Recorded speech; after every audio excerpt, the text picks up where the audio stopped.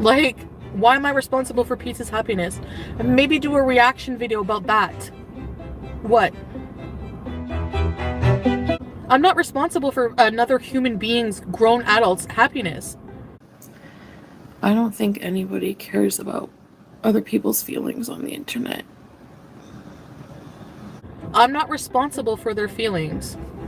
I'm not responsible for their feelings. I don't think anybody cares about other people's feelings on the internet. I'm not responsible for their feelings. Really, honestly, I don't. And that's, oh, well, you need to be emotionally available. No, I don't. No, I don't. I don't owe anybody anything. And we don't owe you anything. We don't owe it to you to be emotionally available to you, especially when you make bad decisions. It is not our responsibility to whitewash your bad behavior and make it palatable. We do not consent, and you don't have the right to force us to give you any undue respect. Respect is earned. She owes nobody anything, but we owe her. She doesn't have to be emotionally available to anyone, but expects everyone to be emotionally available to her.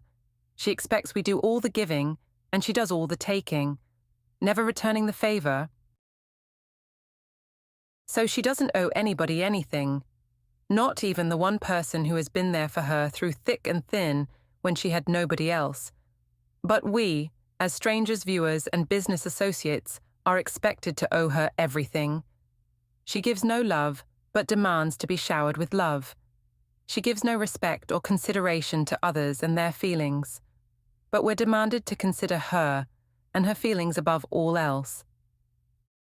She's allowed to trample the feelings of others, but we're all expected to tiptoe around her feelings and her ego.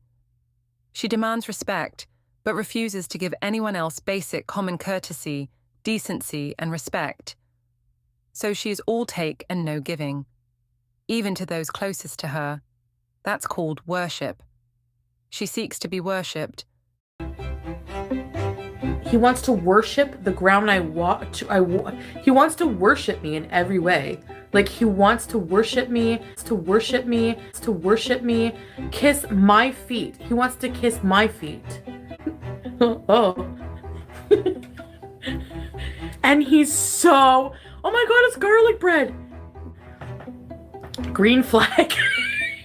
But if I end up being the big goddess that I knew I always was inside, just like my tarot cards. Anyway. Oh my God. And if this is how she treats those closest to her, family and friends, you can only imagine how she treats those she hates. The selfish, self-serving logic is wild. I'm not responsible for another human being's grown adult's happiness.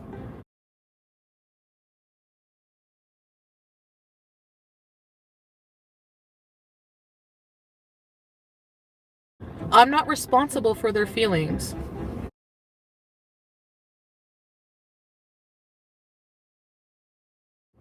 At all. Like, why am I responsible for Pete's happiness?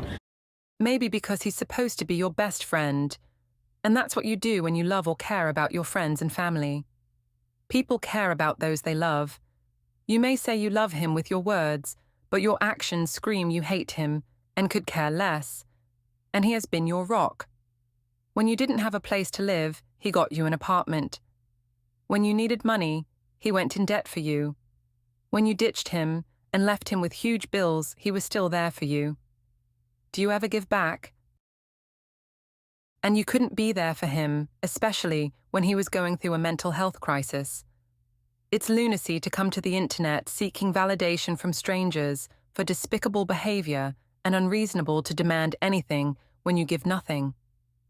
That is not the way life works. When everyone left you and you had no one, he stood by your side.